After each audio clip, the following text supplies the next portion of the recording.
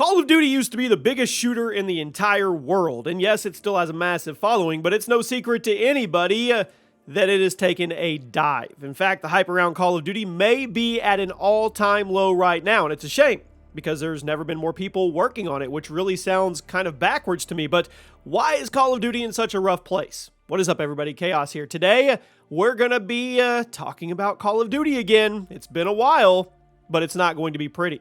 Today, we're going to go over the 15 worst things about Call of Duty in 2023. Hopefully, these things will be addressed in the near future, because if they're not, Call of Duty may end up going the same way as Battlefield and Halo. So you guys let me know in the comments what you think the worst thing about COD is right now. Drop a like, and we'll start off with the map design. Now, this is probably the most obvious problem with Call of Duty over the last few years, and it's a huge issue with Infinity Ward games specifically. A lot of modern COD games, maps are literally designed to discourage movement and engagement. It makes the game feel much more random than ever before, because you could just be walking around a map and then boom, you'll get shot from a random direction you weren't expecting. Simpler map designs were part of the reason why COD was so fun in the past, because you always knew where to expect enemies. You had that predictability. It made the game way more about the combat. Modern COD map designs, way too punishing. They are way too punishing on people that want to move around in Call of Duty. At number 14, the Gunsmith. This may be a controversial take, but I honestly think people are getting tired of the Gunsmith system. It was interesting when it was introduced in Modern Warfare, and it certainly added a lot of depth to the class customization, but after 4 games of using it, I think players are ready to go back to the Pick 10 system, or even just classic customization of COD 4 and Black Ops 1. The Gunsmith does add a lot of extra variables to the game that just inherently make things less arcadey and casual, and with so many people criticizing Call of Duty for being too serious and sweaty, it may be because of the Gunsmith.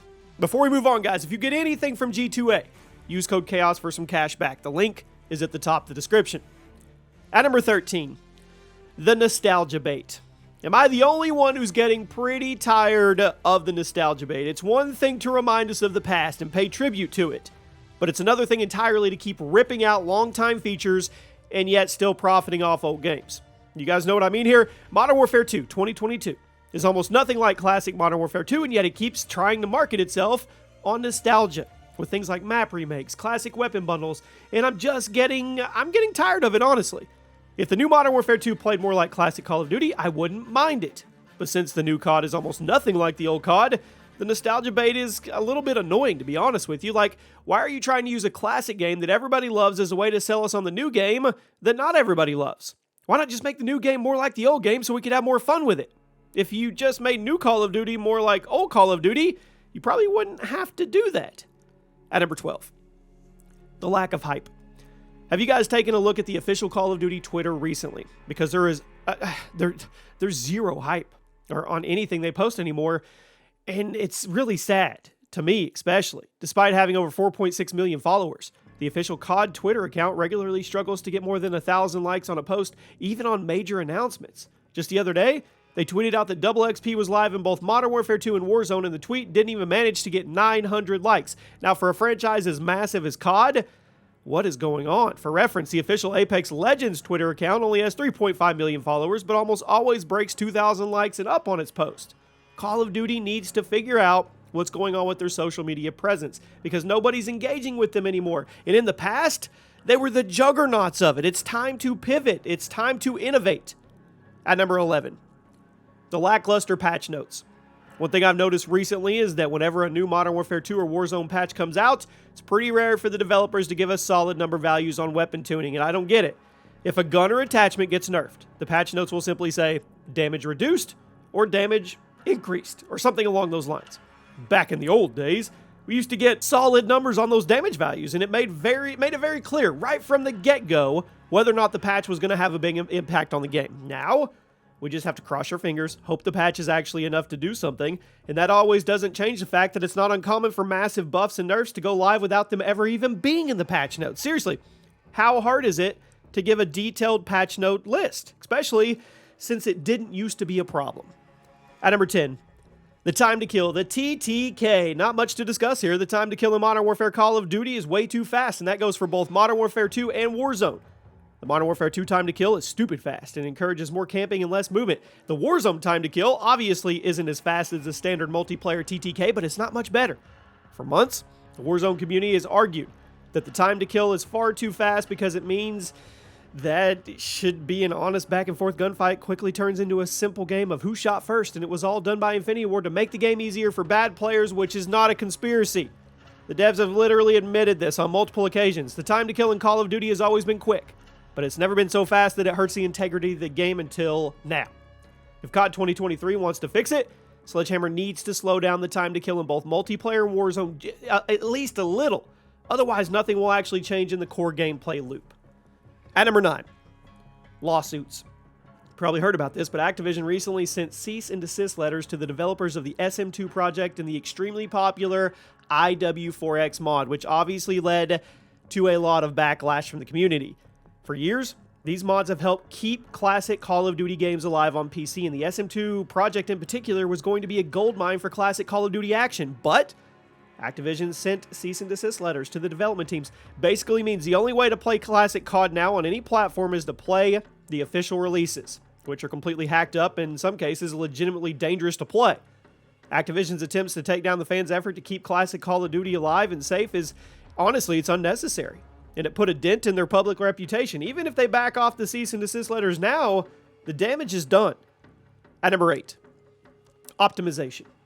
With all these developers and all that money, you would think Call of Duty would be optimized. You would, but you would be wrong. Both Modern Warfare 2 and Warzone 2 have massive performance issues and are subject to crashes semi-regularly. Even though the performance isn't as bad as it used to be, it's still nowhere near as good as it should be for a game of this high profile. Capcom has set the gold standard for AAA game optimization and performance, and with how much extra money Activision has to throw at Call of Duty, I don't think there's any reason this series should ever be known for having bad performance. At number 7, pay-to-win DMZ bundles. I'm amazed this is something that happened a few months ago. Activision decided to start selling bundles in the Warzone shop that gave you explicit gameplay advantages when using them in the DMZ extraction mode, which deliberately goes against the point of extraction-based shooters. Certain skins give you built-in perks and advantages that you could spawn into the match, while other players have to work to earn those perks during the match, meaning paying real-world money for these bundles gives you an objective advantage in DMZ. Does this sound familiar? Blast from the past?